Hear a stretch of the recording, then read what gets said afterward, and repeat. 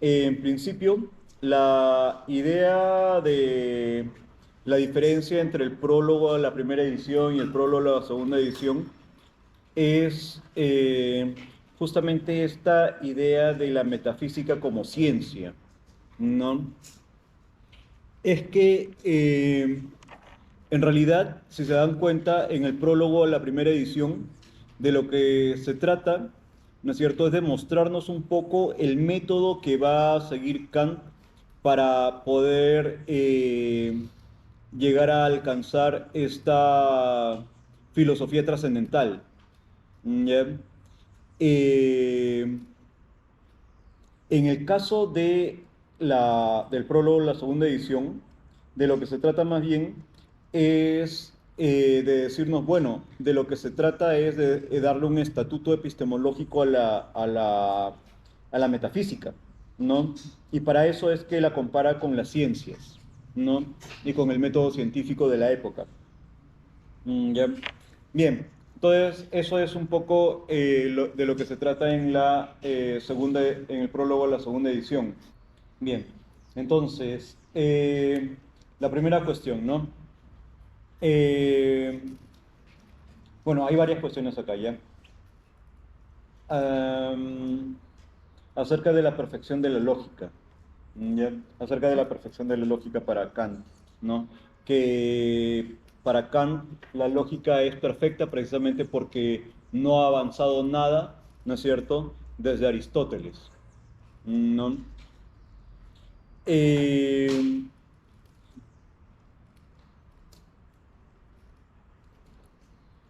bien, entonces, la cuestión es esta, ¿ya? Eh,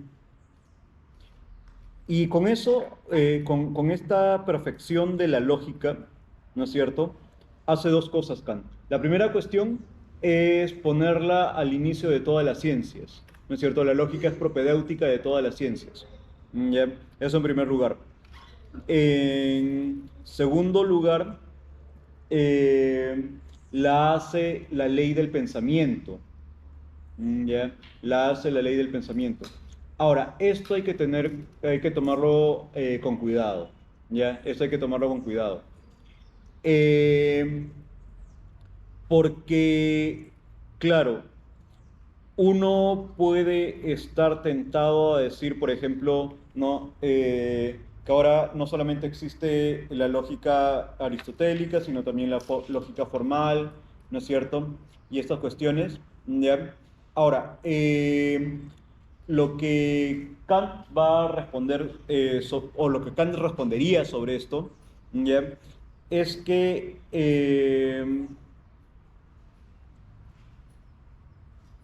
la lógica en realidad es solamente la muestra de las reglas formales del pensamiento. ¿Ya? O sea, eh, no se trata de que la lógica o el lenguaje justifiquen a la razón, ¿ya? O al entendimiento, sino más bien al revés, ¿ya? O sea, que si existe lenguaje y lógica, ya, yo equiparo lógica y lenguaje porque justamente es la lógica de predicados, ¿no es cierto? Sujeto y predicado, ¿no? Eh, si se trata de eso, ¿no? La lógica o el lenguaje en realidad son el resultado de la aplicación de las categorías en el mundo, ¿ya? Pero no al revés, ¿ya? No al revés. Es decir,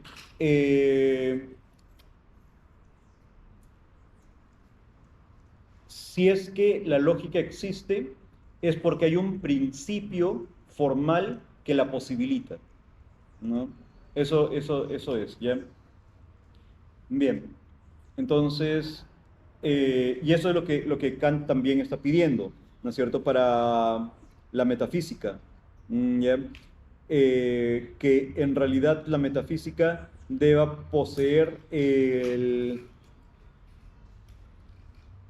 carácter formal de la lógica en el sentido de que la lógica, a pesar de que no tenga contenido, ¿no es cierto?, le da necesidad a la ciencia, ¿ya? Y es por eso que empieza con la lógica como propedéutica de todas las ciencias, ¿no es cierto?, por ser perfecta, ¿no es cierto?, pero la metafísica en realidad tiene que ser el término, ¿no es cierto?, de lo que tiene sentido, ¿no? A pesar de que no se puede decir nada acerca de la metafísica, ¿no? A pesar de que no se puede decir nada de la metafísica, tiene una función, tiene la función de poner un límite al conocimiento.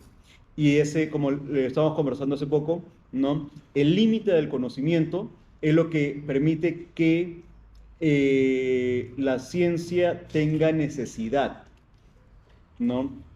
O sea, que para Kant el hecho de que la razón humana o el entendimiento humano esté limitado no significa de que el ser humano tenga una carencia, una falencia, nada que ver, ¿no es cierto? Sino que esta limitación del ser humano es lo que posibilita la necesidad de la ciencia. ¿Ya? Necesidad en el sentido de que la ciencia, con sus leyes científicas, ¿ya? Son leyes necesarias. ¿Ya? Son leyes necesarias. Eso es. Bien, ahora sí. Y es por eso que yo le decía, ¿no es cierto? O no sé si lo dije aquí, o lo soñé. Lo soñé, sí. No, que en realidad la metafísica cumple una función, ¿no es cierto? Que esta función justamente tiene que ser la de poner límites, ¿ya? Y, claro, y que la lógica debe ser justamente este preámbulo para las ciencias, ¿no es cierto? A pesar de que la lógica no diga nada acerca del mundo, ¿no? Eso es. Entonces, en ese sentido, ¿no es cierto? Se podría decir, entendida como lo acabo de decir, ¿no? Que la lógica es la muestra de las reglas formales del pensamiento.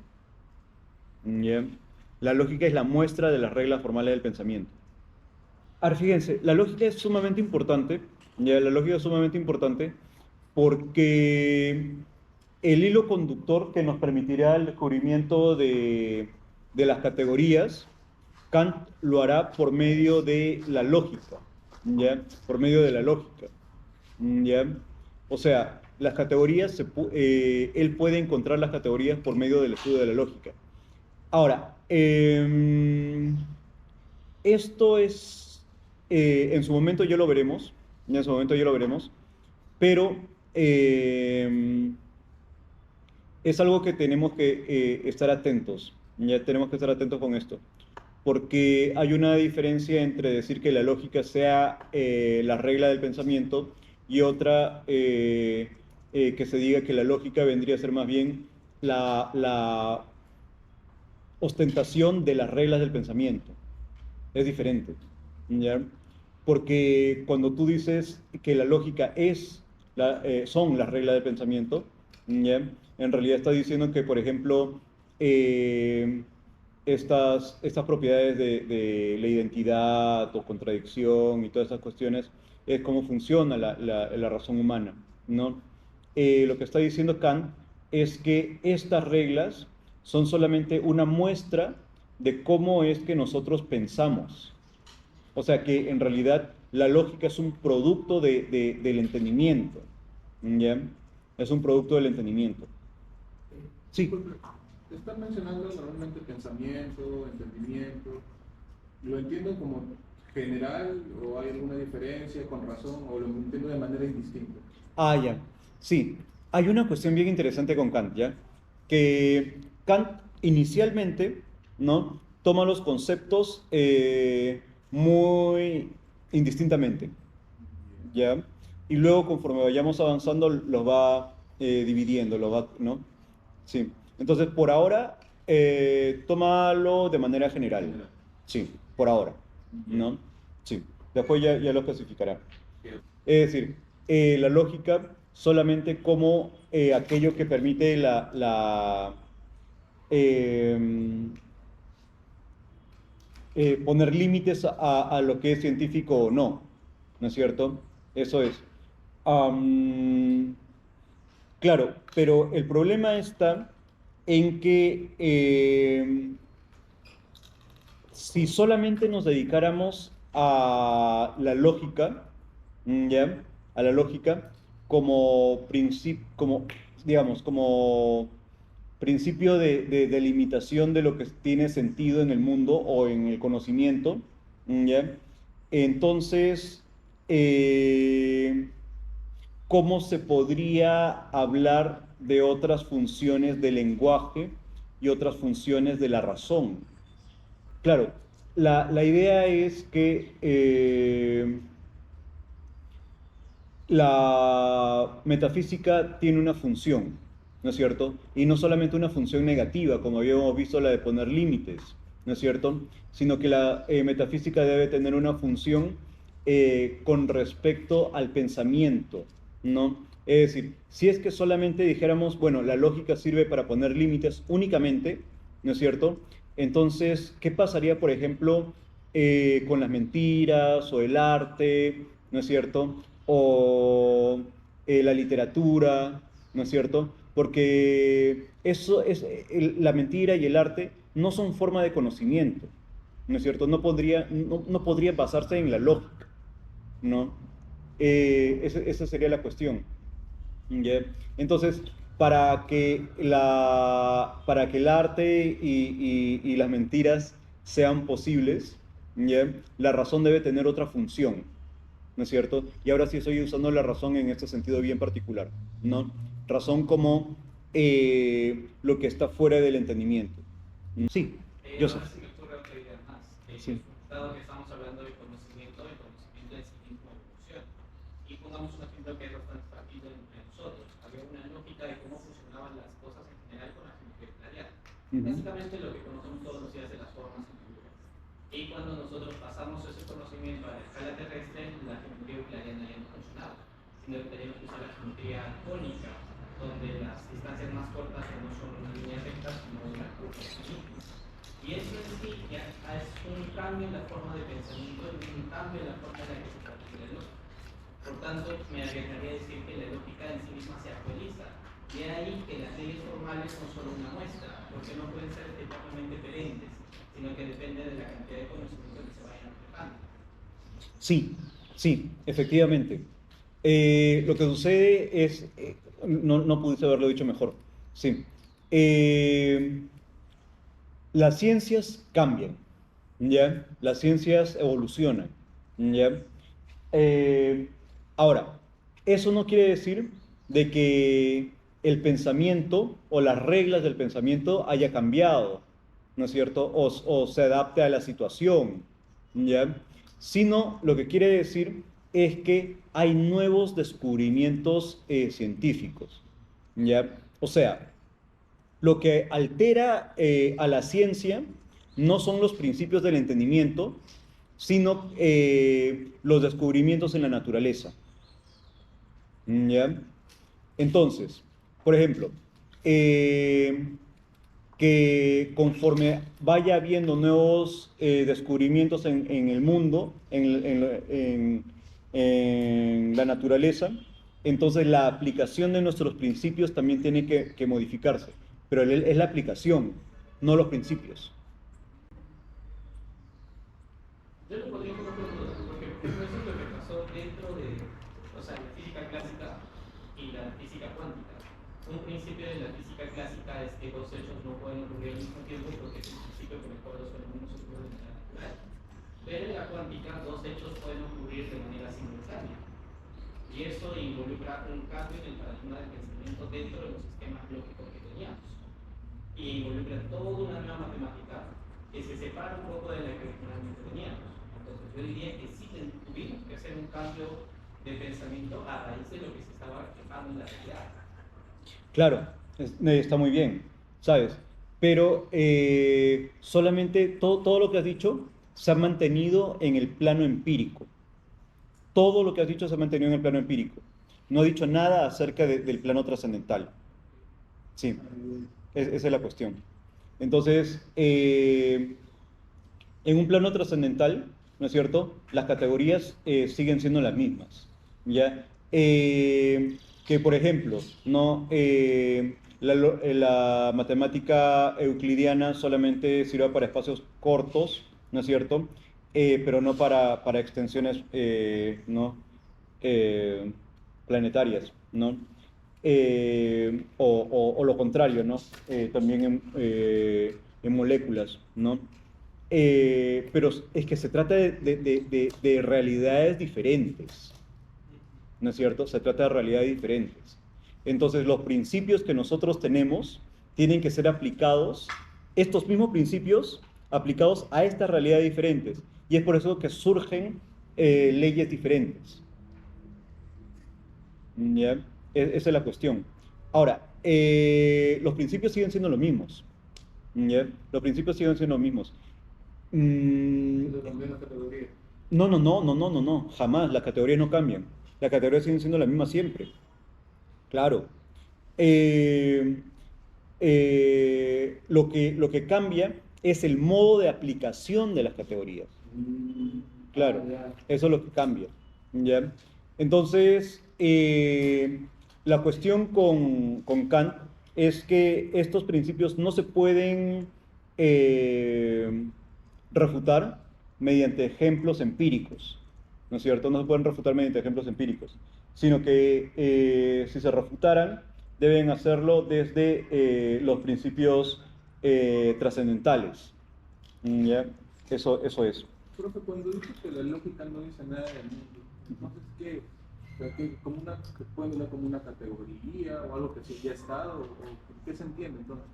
Si no dice Bien. nada del mundo. Ya sabemos que se entiende como un preámbulo, no un antes, pero Ya, podría entenderse como un método, método. sí. Método, y aquí ya estoy usando un poquito a Wittgenstein, ¿ya? Sí, porque justamente para Wittgenstein la lógica vendría a ser, vendría a mostrarnos los límites del lenguaje, ¿no es cierto? Y por lo tanto los límites del mundo, ¿no? Sí, sí, ¿no es cierto? Porque el plano fenoménico es el único que existe, ¿ya? Pero de esto hablamos después, sí. Entonces, le decía, la razón, ¿no es cierto? Cumple esta función de ponerle un límite al conocimiento, ¿no es cierto? Y esa es una función negativa, ¿ya? Pero además, como decía, la metafísica también tiene una función positiva, ¿ya? También tiene una función positiva. Eh, ¿Ya? La función positiva de la metafísica es justamente la moral, ¿ya? Y eso es lo que va a decir ahora. ¿Ya? ¿Sí? Primero que Leonardo nos comente lo de Kant y lo resolvemos ahorita. Sí. En la medida en que éstas haya de haber razón, en ellas debe conocerse algo a priori, y el conocimiento de ellas puede ser referido a su objeto de dos maneras, o bien meramente para determinarlo a éste y al concepto de él, que debe ser dado por otra parte, o bien para, además, hacerlo efectivamente real. El primero es el conocimiento racional teórico, el otro práctico.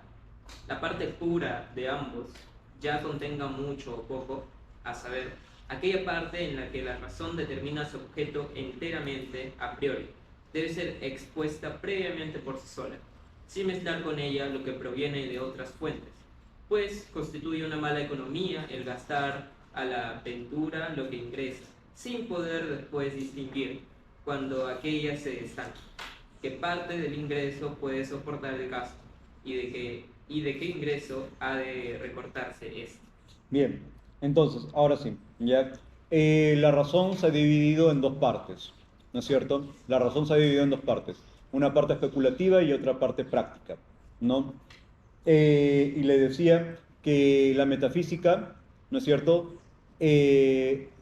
Acuérdense esto, ¿ya? La metafísica está vinculada con la razón, ¿no es cierto? Porque la razón es precisamente la que estudia las ideas, ¿no? Ideas que no pueden ser conocidas, solamente pensadas, ¿no es cierto?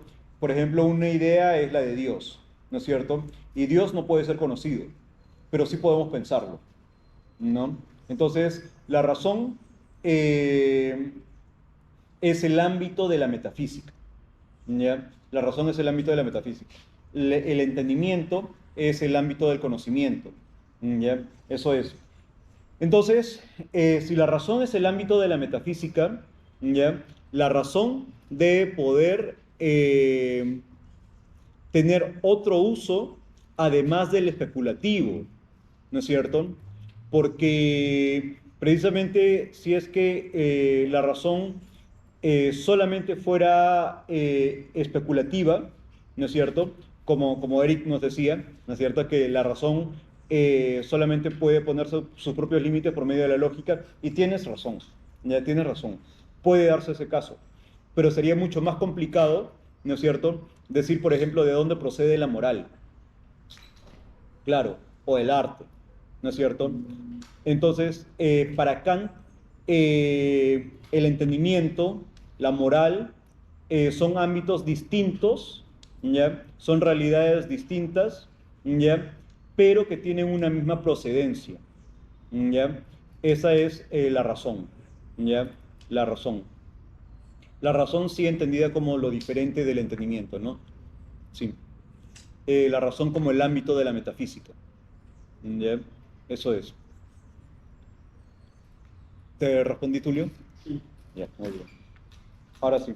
Bien, entonces, luego de esto, Kant va a decirnos, bueno, es que la metafísica, ¿no es cierto?, en el ámbito de lo especulativo, ¿no? Debe tener un estatuto epistemológico, ¿ya? Debe tener un estatuto científico, ¿no?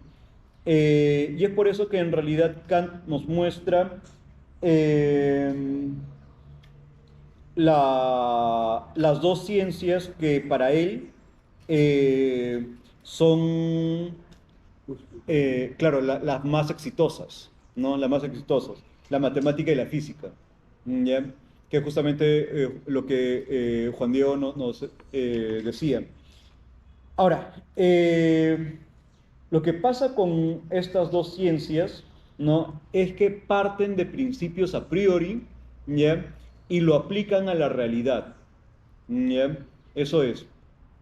Entonces, otra cuestión con esto es que se acordarán ustedes las tres facultades del conocimiento, ¿no es cierto?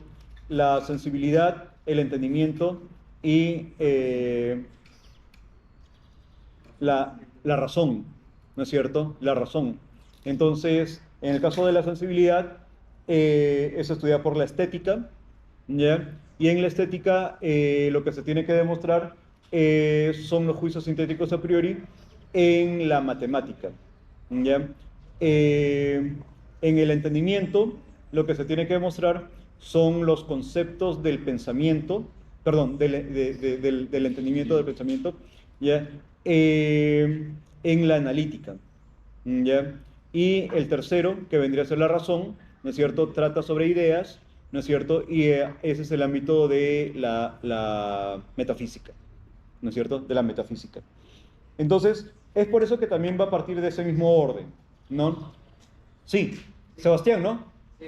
Ahí está, muy bien, me acordé. Quería consultar más bien sobre el anterior párrafo que habíamos leído, porque, bueno, acá en la traducción de Gredos, cuando habla de determinar simplemente este último concepto, hace referencia a la metafísica, ¿no? Como, o sea, la metafísica es la razón que determina,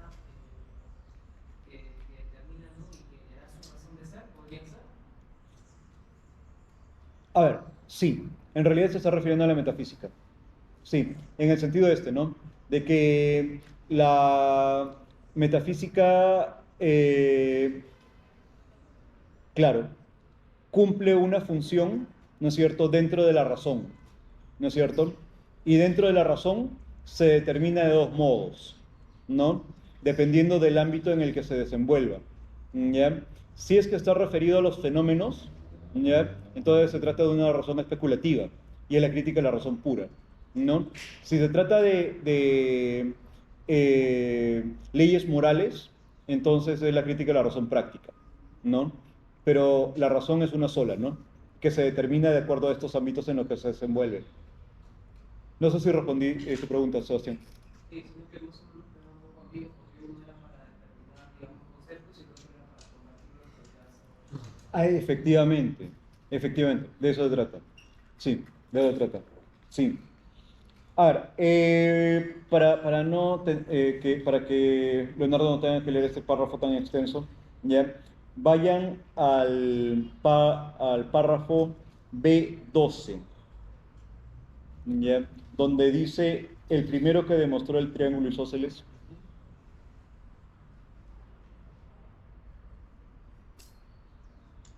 Ya estoy más Sí. grande.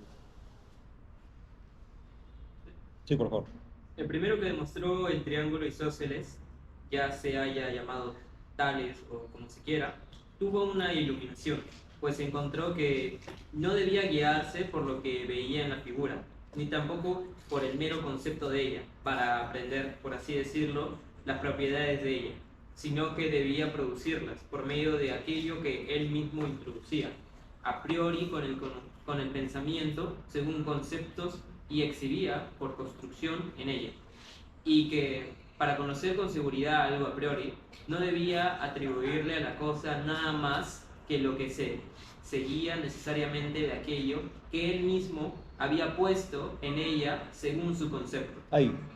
Entonces, eso es lo que trata de decir, ¿ya? Fíjense, que en realidad tanto la matemática como la física, ¿ya?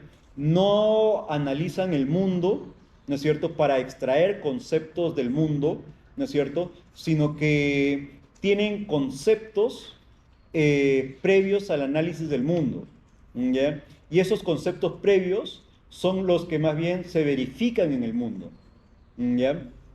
Como le decía, este es el método hipotético deductivo, ¿no? Que ahora se conoce como método hipotético deductivo, en el sentido este, ¿no? De que nosotros tenemos una hipótesis, ¿no es cierto?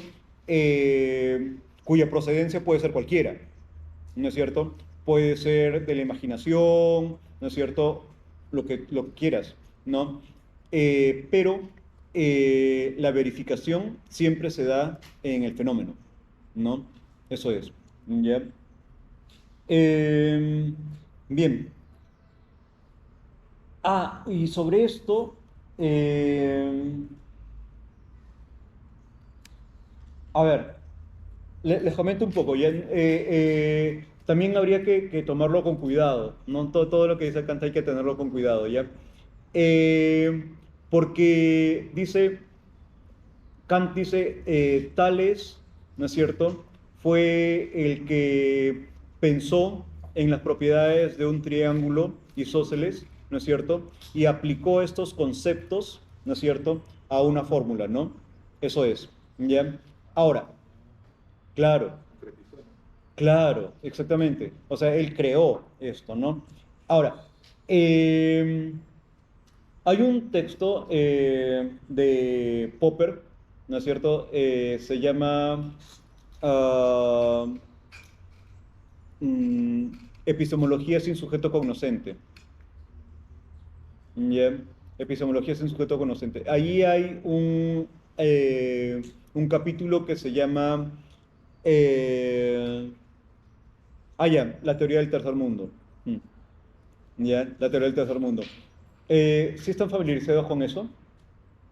Ya, les cuento rápido, ya, porque, bueno, igual la crítica de la razón pura es un texto de epistemología, así que no se presta.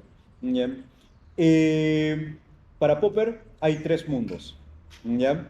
El primer mundo es el del mundo físico. ¿Ya? Por ejemplo, la mesa o la carpeta, ¿no es cierto? La maleta. Ese es el mundo físico, el primer mundo. El segundo mundo es un mundo psicológico. ¿Ya? Es el mundo de creencias, ¿ya? Por ejemplo, cuando digo, yo pienso que sí existen los juicios sintéticos a priori, ¿ya? Eso es psicológico porque, claro, depende de un sujeto, ¿no es cierto?, de mí, ¿ya? para Popper hay un tercer mundo, ¿ya? Este mundo es el de las teorías, ¿ya? Este mundo es el de las teorías. Entonces, el tercer mundo no sería algo así como yo pienso que existen los juicios sintéticos a priori, sino que el tercer mundo se diría los juicios sintéticos a priori son verdaderos, ¿no? Sin el sujeto, ¿ya? Sin el sujeto. Lo que Popper dice, lo que Popper está diciendo es que una vez que una persona ha elaborado una teoría, esa teoría deja de pertenecerle, ¿ya? Y se vuelve independiente de la persona que la creó, ¿ya? Y pone como ejemplo la matemática, ¿ya? Dice, por ejemplo, los pitagóricos que tenían entusiasmo por la matemática, ¿no es cierto? Eh, pero que la matemática es independiente de sus creadores, porque la matemática contiene problemas que sus creadores no habían pensado que existían. ¿Ya? Ahí tienen, por ejemplo, los números irracionales, que fue un secreto para los pitagóricos, ¿no es cierto? Entonces, Popper dice, ¿cómo es posible, no es cierto, que la matemática se desarrolle independientemente, ¿no? Y la razón que él da es justamente que las teorías no pertenecen a un sujeto, sino que tienen independencia, ¿no? Eso es. Ahora, eh, yo les pregunto, ¿cómo respondería Kant a, a la teoría del tercer mundo de Popper? Si es que lo que nos está diciendo es que en realidad la matemática, ¿no es cierto?, es el resultado de la aplicación de principios a priori, ¿no? ¿Cómo le responderían ustedes, que son tan kantianos, ¿no?, a Popper? Ya no es así, pues, sino que la matemática es independiente, ¿no? Entonces no sería de ese modo, como una dependencia con el sujeto, ¿no? Sino que el sujeto solamente concretizaría a través de la traducción gracias a las categorías de la matemática. O sea, por decir, demostrar una fórmula matemática es traducirla a través de tus categorías, ¿no? O sea, formalizarla, ¿no? Concretizarla de algún otro modo. Ya, Pero sigue siendo independiente, ¿no? ya. Esa idea. A ver, ya. A ver, tienes que ponerte más kantiano. Sí. La razón depende de las categorías. La razón depende de las categorías. Sí, es verdad. La razón depende de las categorías. Ya. Pero ¿cómo explicas Puede que... ser el principio, ¿Mm? puede ser algunos principios como tal. Claro. Pueden ser limitados. Sí, sí, sí. Sí. Pero es muy importante. Claro, pero la cuestión es la matemática como ciencia, la matemática como teoría, es independiente del sujeto. Claro, porque Eso es lo que dice Popper. ¿Mm? claro, porque también fue también. ¿Cómo? Está en la escuela, también, claro. Claro, sí. Sí, Joseph. Me gustaría dar esta respuesta. Si vemos las formas de entendimiento de Kant, digamos, en el campo en el cual estamos en el segundo mundo de Popper, estamos hablando más de algo que está en el enfoque de la metafísica, donde la razón puede llegar a ser en principio especulativa, porque es algo que todavía no he comprobado de manera experimental, empírica, pero cuando esto se concretiza, y sobre todo cuando se comunica, o sea, cuando deja de ser algo que está solo en mi cabeza y pasa a ser algo que es compartido dentro de una comunidad, y más aún cuando esto pasa ya no ser simplemente algo especulativo, sino algo que encuentra una coherencia con la realidad, deja de ser metafísico y pasa a ser entendimiento, y pasa a ser conocimiento. Y dado que es conocimiento, ya no estamos en el campo del especulativo, sino estamos en el campo de lo que es el conocimiento público. Y esto es lo que Popper llamaría el tercer mundo. Ya, ya. Sí, sí, sí, sí. Tiene sentido. Ya. A ver, sí, sí, sí. Está bien, está bien. Les cuento un poco, ¿ya? Está bien.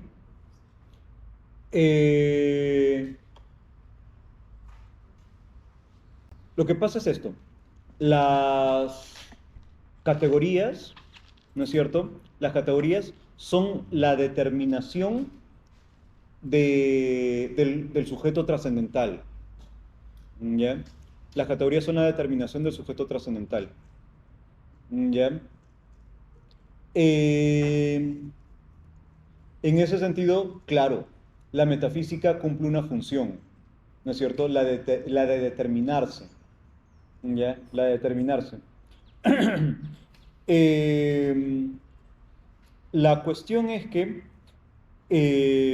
justamente esta determinación de la propia razón mediante los fenómenos, ¿no es cierto?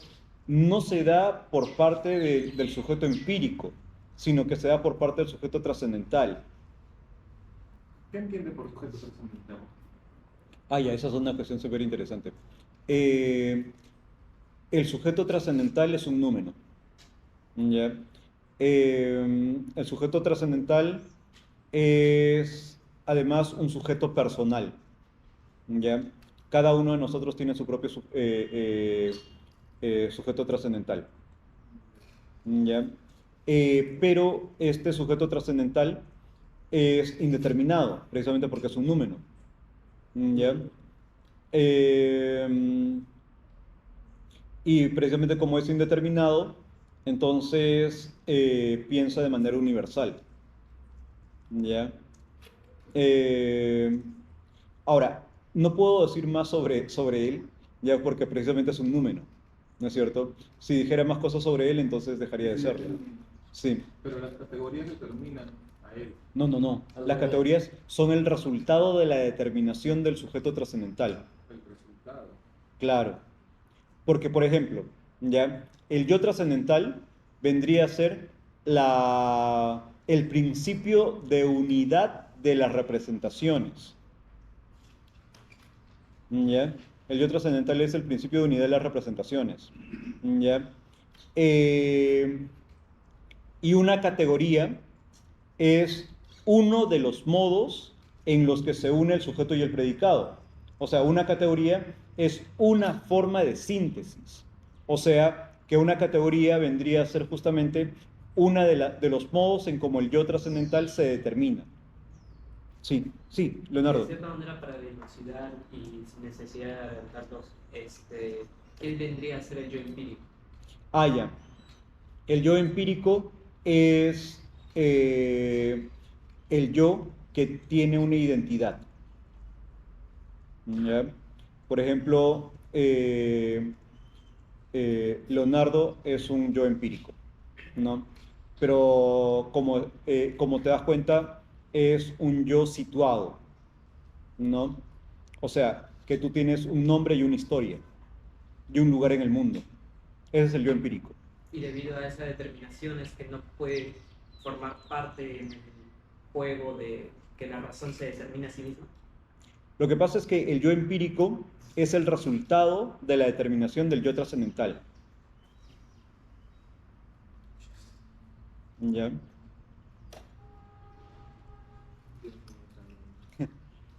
Pero creo que nos estamos adelantando un poquito, ¿no? Pero bueno, eso es lo que decía Popper sobre la matemática, ya y sobre el tercer mundo. Sí. Sí, sí, sí, sí. No, lo que pasa es que tratábamos de explicar justamente el tercer mundo de Popper mediante la lógica aristotélica, ¿no? Perdón, kantiana, ¿no? Sí. Y, o sea, ¿de qué lógica se habla? O sea, porque Bacon también tiene, ¿no?, esa crítica a Aristóteles. ¿Y en Kant hay alguna similitud? ¿O qué sentido le da Kant? Como usted dice, es un método, ¿no? Pero, Claro. o sea, ¿no hay alguna similitud con Bacon o con Boesio o alguna noción que compartan? No, para Kant la lógica es perfecta, Perfecto. perfecta, sí. Más que la matemática o la física. Sí, Ah, sí. Y claro, y la razón de eso es que la lógica justamente es la propedéutica de todas las ciencias, ¿no es cierto? Es decir, la lógica es la que antecede a la matemática y a la física. Son las que la que les permite hablar, ¿no? Eso es. Sí. Bien. Bueno, lo mismo que ha dicho acerca de la matemática, va a decirlo acerca de la física. ¿Ya? Entonces, sáltate un párrafo. Cuando Galileo, Ajá, cuando Galileo. cuando Galileo hizo rodar por el plano indicando sus esferas, inclinando sus esferas, disculpe, con un peso que él mismo había elegido, o cuando Torricelli hizo que el aire sostuviera un peso que él mismo había pensado de antemano, igual de una columna de agua por él conocida, o cuando en tiempos más recientes Stark Está ahí. transformó metales en cal y esta otra vez en metal, quitándoles algo y dándoselo de nuevo, se encendió una luz para todos los investigadores de la naturaleza.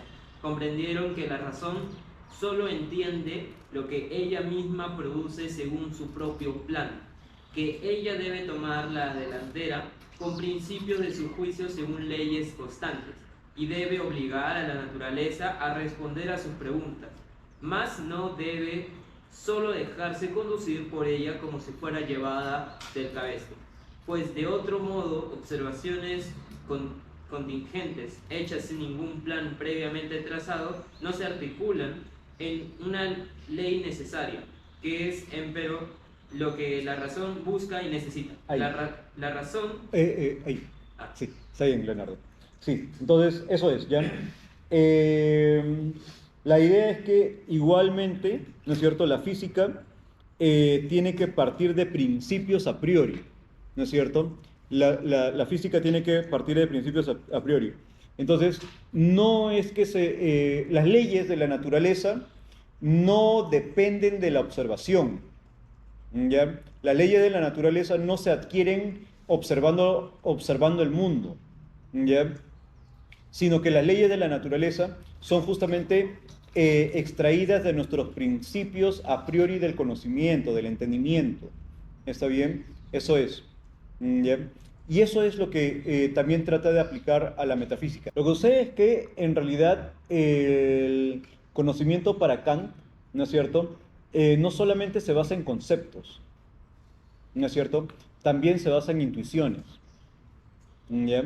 Y las intuiciones justamente son sacadas del mundo, ¿no es cierto? Entonces, claro, las intuiciones, me estoy refiriendo a las intuiciones empíricas, ¿no es cierto? Claro, que son las sensaciones, ¿no es cierto?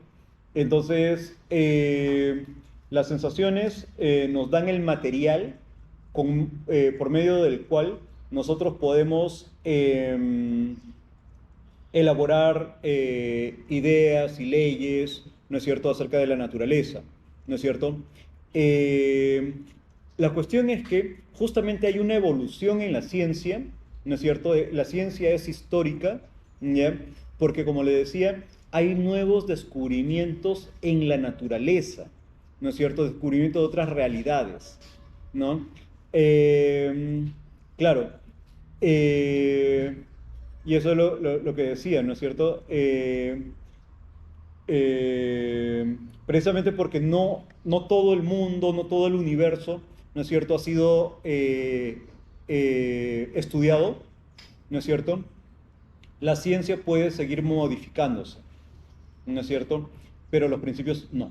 Sí, Eric. ¿Cómo estaría entendiendo en este caso tanto el tema del principio? Porque, como el compañero comportamiento,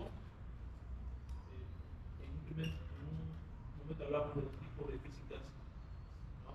La física cuántica, yo entiendo ahí que algunos principios físicos están variando. Entonces, Sí. Ya. ¿cómo sería en ese caso? Ya, sí. Por ejemplo, cuando nosotros decimos que ya hay una diferencia entre física cuántica y la física normal, o ordinaria, ¿no? En ese caso, ¿no es cierto?, se trata de el estudio de dos realidades diferentes, ¿ya? Es decir, de una realidad molecular y de una realidad empírica, si quieres, ¿ya? Entonces, la idea de diferencia, ¿no es cierto?, que existe entre la realidad empírica y la realidad atómica, ¿ya? Es justamente que la realidad atómica se desconocía, ¿ya? Se desconocía. Pero la forma en cómo se estudia la realidad atómica es con los mismos principios trascendentales de Kant. O sea, lo que quiero decir, no se trata de los mismos principios de la física, ¿ya? Sino de los principios de la razón. Lo que digo es esto. Por ejemplo, Joseph ponía, por ejemplo, la simultaneidad de los objetos, ¿no es cierto? Y ahí se cuestiona justamente el concepto de causalidad, ¿no es cierto? Ahora, por ejemplo, ¿ya? Para poder explicárnoslo, ¿no es cierto? Para que nos puedas explicar la diferencia que existe entre una realidad molecular y una realidad empírica, ¿no es cierto? Has usado de los mismos conceptos. Por ejemplo, el de simultaneidad o el concepto de contigüidad, por ejemplo, ¿ya? Ahora, esos conceptos, ¿ya?, son los que permiten analizar a ambas realidades, ¿ya? Creo que ya lo tengo un poco más claro. Entonces, el punto sería, cuando nos referimos a principios, nos referimos a aquellas formas, como habíamos dicho, desde un enfoque metodológico, ¿no? En el caso de estas dos físicas, si bien es cierto, hay diferencias incluso en la manera como las interpretamos, justamente en los paradigmas en los cuales nosotros encontramos las diferencias, son estos los que terminarían siendo el eje fundamental, en los cuales una realidad se explica para el sistema micromolecular y para el otro el sistema macromolecular, pero siguen siendo los mismos principios. Así es. Y la idea ahora es cómo armonizo ambos. Y Y- ahí está esa piedra.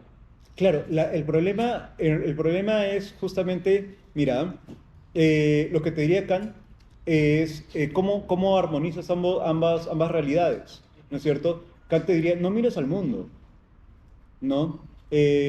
Mira a ti mismo, ¿no es cierto? Mira tus propios principios a priori, ¿no es cierto? Y es por eso que escribió la crítica de la razón pura, ¿no? O sea, la única realidad, ¿no es cierto? La única realidad, si quieres una unidad de toda la realidad, es esta. La que te afecta a ti directamente. Qué bueno que lo digas así. Ya, no es que te afecte a ti, sino que tú afectas a la naturaleza. Pues a tu lugar dentro de la naturaleza. ¿Cómo? Tu lugar dentro de la naturaleza. O sea, no solamente la que te afecta a ti, sino la que tú también afectas. Por eso sería como que tu lugar dentro de este universo, dentro de esta realidad fenoménica. Sí. Pero sí en un sentido muy, muy particular y muy complejo. ¿Ya? En el sentido este, ¿no? De que el ser humano es el único ente, ¿no? La única sustancia que puede dar orden y sentido a las cosas. ¿Ya? En ese sentido bien particular. ¿Ya? Y si tienen preguntas sobre esto, Sí. díganlo. Ya. A ver, primero Tulio, sí. Entonces Kant está basado en el principio ontológico de Aristóteles para ya juntar a ser como algo primordial en todas las cosas. A ver, ya, hay similitudes entre Aristóteles y Kant, sí, ya. Em, lo que pasa con Aristóteles es que va a necesitar de principios subsidiarios para explicar la realidad, ¿no? Como el primer motor, ¿no? Que está fuera del ser humano, por ejemplo, Claro. ¿ya? Para Kant no. Para Kant todo está dentro del ser humano. ¿Ya? Eso en principio. Pero hay otras similitudes con Aristóteles, por ejemplo, el descubrimiento de la tabla de las categorías, Claro. ¿no? Kant también tiene su tabla, Aristóteles también tiene su tabla de categorías, ¿no es cierto? La diferencia entre Kant y Aristóteles con respecto a la tabla de categorías es que Aristóteles las descubrió en el análisis de la naturaleza. O sea, las descubrió empíricamente y de manera sintética, ¿no?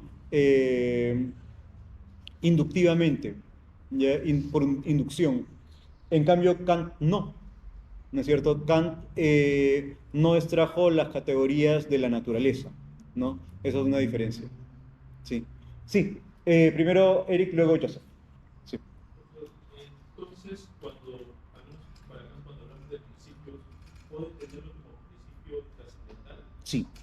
¿Y sería lo mismo decir principio trascendental, físico o de la razón? No. Puede ser- Claro. Ya, sí, para quedar claros con esto, ya. Sí, en realidad hay una diferencia, ¿no es cierto?, entre los principios trascendentales, ¿ya? Principios trascendentales, por ejemplo, como las categorías, ¿ya? Las categorías. Entonces, las categorías son trascendentales y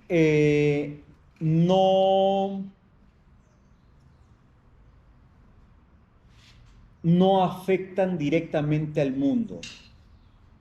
¿Ya? Las categorías son trascendentales y no afectan directamente al mundo. ¿Ya? En ese sentido, claro, tienen una realidad independiente, digamos. ¿Ya? Eh, en cambio, los principios de la matemática o los principios de la física ya son principios empíricos. ¿Ya? Son principios empíricos. Y estos principios empíricos sí pueden cambiar, ¿no? Sí pueden cambiar. Los principios trascendentales no. ¿Ya? Sí, para seguir el orden. Joseph.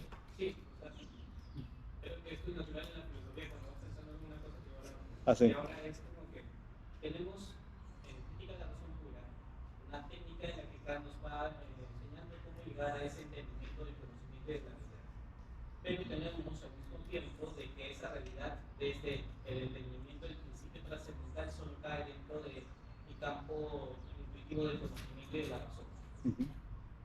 Pero la pregunta sería, es que nosotros no solamente somos seres subjetivos que estamos acá, y por tanto nosotros no somos los que le damos significado que sean las cosas, sino que las cosas existen con un significado aun cuando el hombre esté o no dependiente de él.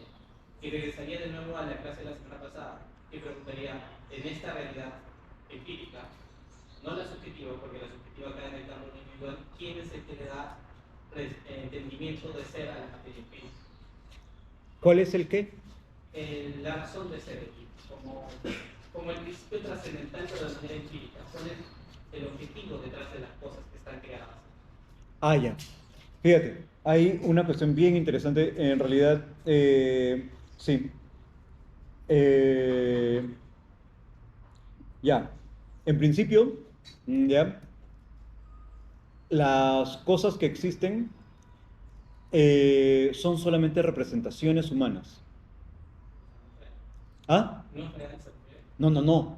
Claro que sí, que sí es real. ¿Ya? Pero esto, ¿ya? Esta mesa, ¿ya? No es un objeto. Es una representación que yo tengo, que tú tienes, que nosotros tenemos de, de, de, de una cosa, pero que no sabemos qué es, ¿no? Entonces, este objeto es una representación, ¿ya? Ahora, tú me dirás, bueno, pero la siento, ¿no es cierto? La toco, ¿no es cierto? Y yo te diré, pero el sonido, el tacto, ¿qué cosas son sino representaciones? Claro, porque mira, incluso esto también lo había dicho Locke, ¿no es cierto? Locke había dicho que hay sensaciones simples y sensaciones compuestas, ¿no? Y una sensación compuesta, por ejemplo, es la combinación de ideas simples, por ejemplo, la vista y el tacto, ¿no es cierto? La vista y el tacto nos dan la idea de profundidad, por ejemplo, la sensación de profundidad, ¿no? Sin esta combinación de estas dos sensaciones, no tendríamos idea de que yo estoy viendo una realidad profunda, ¿no? Sino un póster, ¿no? Entonces, la, la, la idea es que justamente las cosas que nosotros vemos, ¿no es cierto?, no existen independientemente del sujeto. ¿Ya? El mundo que existe, este mundo, normado por leyes científicas, por regularidades científicas, ¿ya? Es una representación del ser humano. ¿Ya? Eso es. Entonces nosotros no conocemos objetos, nosotros conocemos solamente representaciones. O sea, el significado que el objeto tiene para nosotros. Claro, pero más que eso. Porque no se trata solamente de la interpretación que nosotros le podamos dar, se trata de una constitución ontológica del mundo. ¿Ya? O sea, que nosotros constituimos el mundo de acuerdo a nuestras categorías. O sea, si esto es arriba y esto es abajo, es porque nosotros tenemos categorías que nos permiten pensar de ese modo y no de otro. Ok. O sea, ya. Entonces, pero creo que es como que el punto medio entre lo que está meramente en mis ideas, en mi cabeza, en cómo yo entiendo el mundo, y este conjunto de características físicas, empíricas que yo puedo ir adquiriendo a través de los sentidos. Eso es. Sí. Sí. Por ejemplo, hay una cuestión súper interesante, ¿ya? Por ejemplo, algo que nunca antes se haya visto, ¿ya? Por ejemplo, un ornitorrinco, ¿no? Hay un libro que se llama así, ¿no? Kant y el ornitorrinco, ¿ya? Ustedes saben que el ornitorrinco en realidad recién se descubrió en el siglo XIX, ¿no es cierto? Antes no, ¿no es cierto? Entonces, este nuevo descubrimiento en la naturaleza, ¿no es cierto? Se estudió con los mismos principios con los que yo estudio otra región de la naturaleza. Claro, es lo mismo que pasa con la física cuántica, ¿no? Es lo mismo que pasa con la física cuántica. Entonces, para ordenar este nuevo objeto, ¿no es cierto? Para ordenar ese nuevo objeto, yo uso los mismos principios que he usado, por ejemplo, para definir un celular o una mesa. ¿Ah? Se aplica de manera distinta. No. Bueno, digamos que son los mismos principios, pero como es una realidad nueva, ¿no es cierto? Tienes que aplicar estos principios a esta nueva realidad, ¿no es cierto? Eso es. Entonces, singularidad. ¿Ah? Singularidad y categoría. Claro, aplicación, ¿no? Aplicación. Sí. Sí, sería más o menos así. Y hay otras regiones de la realidad que todavía no conocemos, ¿no es cierto? Entonces, estas leyes científicas probablemente también cambien, ¿no es cierto? Y por eso son históricas, ¿no? Pero los principios del entendimiento que nos van a permitir descubrirlas o que nos van a permitir determinarlas siguen siendo los mismos. Podría Ya. cambiar la ley científica, pero no la categoría que menciona Kant. Efectivamente. La realidad. Eso es Tulio, efectivamente. Eso es. Entonces, no quiero redundar, pero quiero preguntar algo que no me ha dejado bien claro. ¿Kant reformula a Hume o coge los conceptos de Spinoza para ya nombrar las categorías y puede nombrar a Hume? Ya. En realidad, Kant le da la razón a Hume, ¿ya? Cuando dice, claro, la causalidad no puede existir en el mundo, ¿no es cierto? Porque la causalidad, si dependiera del mundo, entonces no sería necesaria. Por lo tanto, la causalidad debe existir de manera necesaria. Y es por eso que no pertenece al mundo, sino a lo trascendental, ¿no? Eso es. Le cambió de lugar, ¿no? Ah, ya. Claro. O sea, ya no está en el mundo, sino en el sujeto, ¿no? Eso es. Bien, ahora sí. Gente, que tenemos que terminar esto. Sí. A ver, vámonos hasta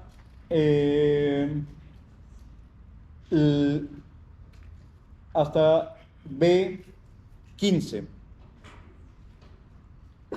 B15. A ver, están en el párrafo que dice la metafísica, ¿no? Sí. Ya, el siguiente párrafo. ¿Cuál es el motivo? Ajá, ese es eso. ¿Cuál es el motivo de que aquí todavía no se haya podido encontrar el camino seguro de la ciencia? ¿Será acaso un camino imposible? ¿De dónde viene? En ese caso, que la naturaleza haya afligido a nuestra razón con la tendencia a buscarlo sin descanso como uno de sus asuntos más importantes. Aún más, ¿cuán poco fundamental tenemos que depositar confianza en nuestra razón si ella, en una de las cuestiones más importantes para nuestra avidez de conocimiento, no solamente nos abandona, sino que nos entretiene con ilusiones y finalmente nos engaña? O bien, si solo es que hasta ahora no se ha acertado con él, ¿qué señal podemos utilizar para tener la esperanza de que tras renovada búsqueda seremos más afortunados de lo que otros antes que nosotros lo han sido? Ahí.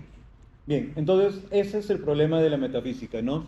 O sea, lo que está preguntándose es, ¿por qué la metafísica no ha tenido éxito como la matemática o la física? ¿No? Eso es. Entonces, lo que yo les decía, ¿no es cierto? La crítica que Kant hacía a los metafísicos dogmáticos eran que no distinguían entre conceptos e intuiciones, ¿no? Entonces, le otorgaban a los objetos, ¿no es cierto?, propiedades de los conceptos, ¿no?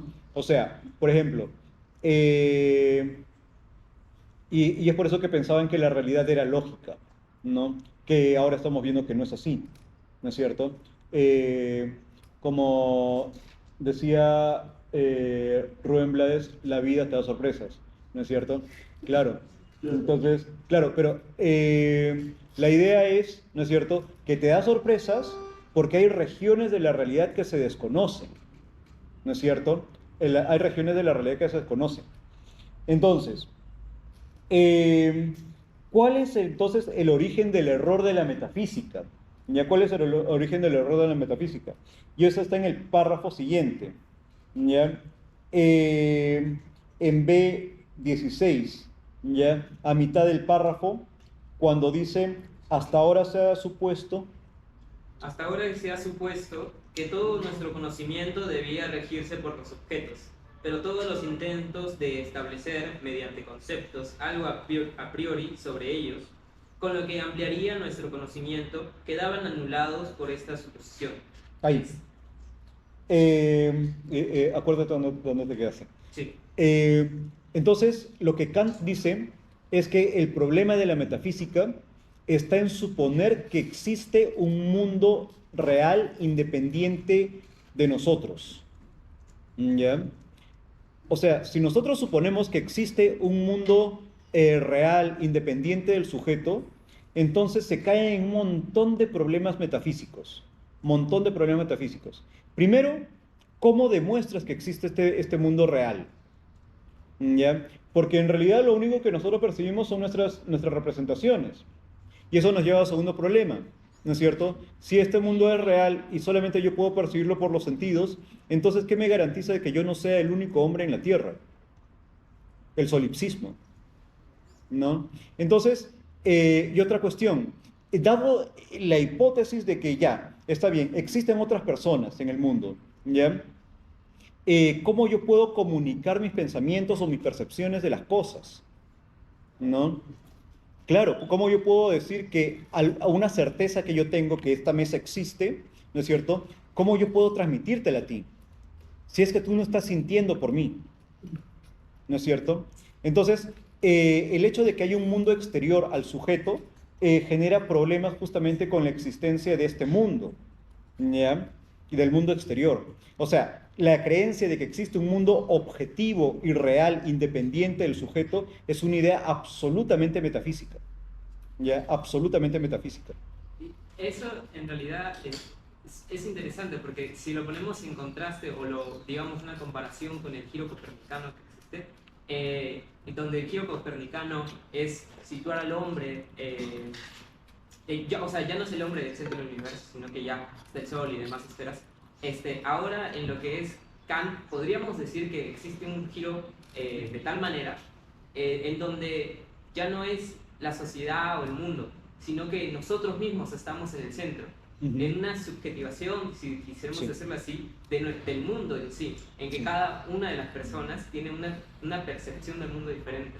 Así es. No, no, no, no, no. Ahí hay una cuestión, ahí hay una cuestión, ahí hay una cuestión. Cuando está bien que digas subjetivización del mundo, en el sentido de que depende del sujeto, Claro. ¿ya?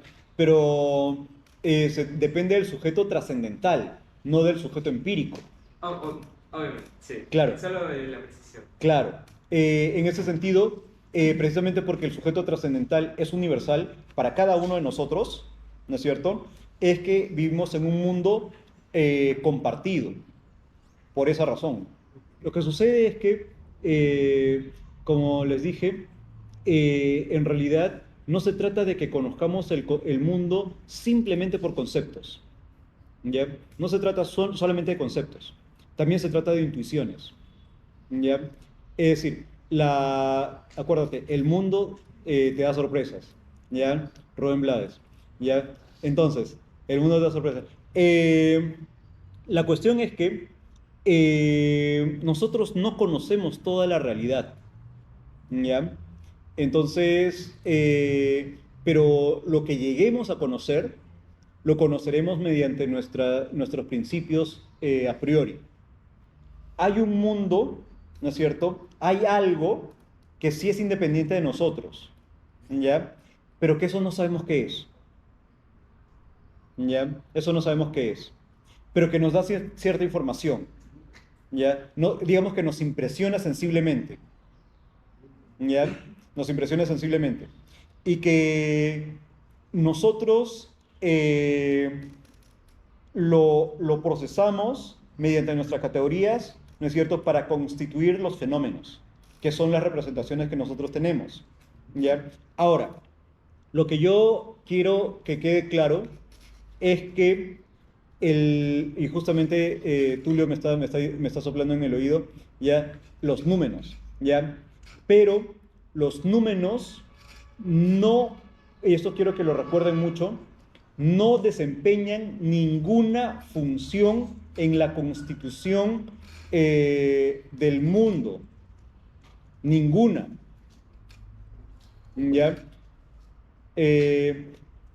O sea, si es que yo dijera, ¿no es cierto?, que el objeto de mi representación es un número, ¿ya? Entonces estaría diciendo que detrás de la representación que yo tengo de este objeto, que es una mesa, hay un número, ¿no? Como si fuera un mundo platónico, por ejemplo, ¿ya? Pero que no es así, ¿ya? No es así, ¿ya? Los números no tienen, los números no están detrás de las cosas, ¿ya? Sino que más bien los fenómenos, o sea, las representaciones que nosotros tenemos, ¿ya? Son producto únicamente, ¿no es cierto?, de las categorías y de las intuiciones. Nada más, ¿ya? Nada más. Los números, cero, ¿ya? No tienen ninguna función cognitiva, excepto negativa, ¿no es cierto?, que es la de limitar nuestro conocimiento, ¿no? Nada más, ¿ya? Fuera de eso, la nada, ¿ya?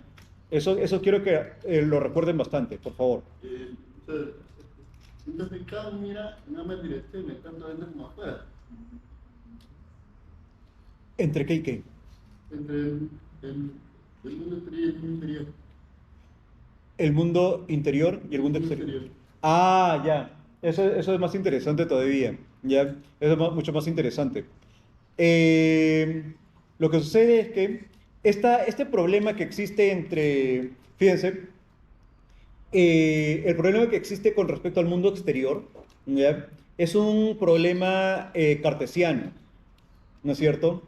Precisamente porque Descartes pensaba que yo existo, ¿no es cierto?, y que el mundo existe, independientemente de mí, ¿no es cierto? Y ahí se generaron todos los problemas de la verificación, de la ciencia, del solipsismo, de todo esto, ¿ya? Kant dice lo contrario, ¿ya? Kant dice lo contrario a Descartes, ¿ya?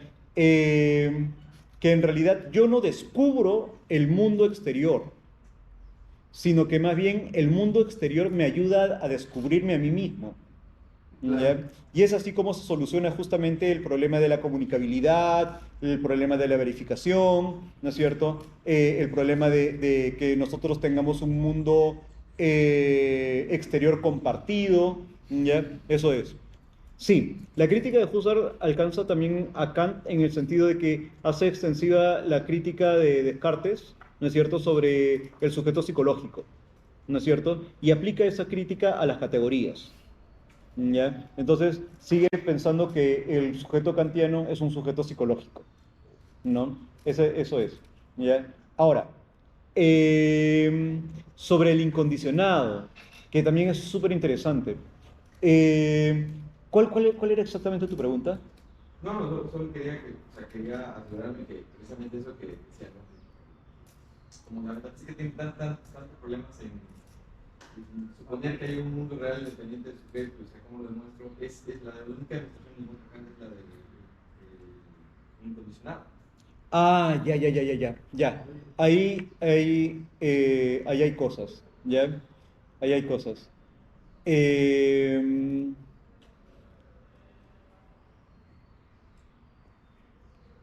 Me acuerdo, hay un artículo, ¿ya? Que es muy bueno, ¿ya?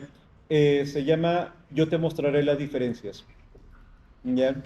Yo te mostraré las diferencias. No me acuerdo del autor, ¿ya? Pero en realidad es sobre Wittgenstein, ¿ya? Es sobre Wittgenstein. Que en realidad, si se acuerdan ustedes, está citando a Hamlet, ¿no es cierto? Y lo que en este texto de lo que se trata justamente es demostrar que no se trata de una sola realidad, sino de varias, ¿no es cierto? El lenguaje tiene más de una función, ¿no es cierto? Eso es. Ahora, en realidad, eh, lo incondicionado, ¿ya? Eh, en principio no se puede conocer, ¿ya? Lo incondicionado no se puede conocer. Y en ese sentido, no cumple una función dentro del ámbito cognitivo, ¿ya? Eh, Salvo el de poner un límite al conocimiento, ¿ya? Salvo el de poner un límite al conocimiento. Eh, pero lo incondicionado, claro, lo incondicionado sería justamente la, el número, ¿no es cierto? Claro, el incondicionado sería el número. Ahora, ¿por qué se le llama incondicionado? Lo que pasa es que Kant es muy racional, ¿ya? Entonces, cada vez que... y todos tenemos que ser como Kant, ¿no? Eh, claro, en el sentido este, que Kant siempre da razones, ¿ya? Claro, claro, es argumentativo, ¿no es cierto? Entonces, lo que dice Kant es que cuando te preguntan algo, tú tienes que responder con una razón, ¿no es cierto? Y esa razón que tú das tiene que tener otra razón, ¿no es cierto? Y así, otra razón, y otra razón, y otra razón, y otra razón. Pero esto puede seguirse al infinito, ¿no? Entonces, debe haber una razón, ¿no es cierto?, para la cual sea ella misma su propia razón, ¿ya? Y este es el incondicionado. No lo sé, ¿ya? ¿Ya? Eh, pero este incondicionado, precisamente porque ya no tiene una causa, ¿ya? Precisamente porque ya no tiene una causa, está fuera del tiempo y del espacio, ¿ya? Está fuera del tiempo y el espacio, ¿ya? Claro, y es por eso que no puede, sí, y es por eso que no puede ser conocido, ¿no es cierto? Es solamente una idea, ¿ya? Ahora, Joseph me decía, ¿será Dios? Y yo te digo, bueno, no lo sé.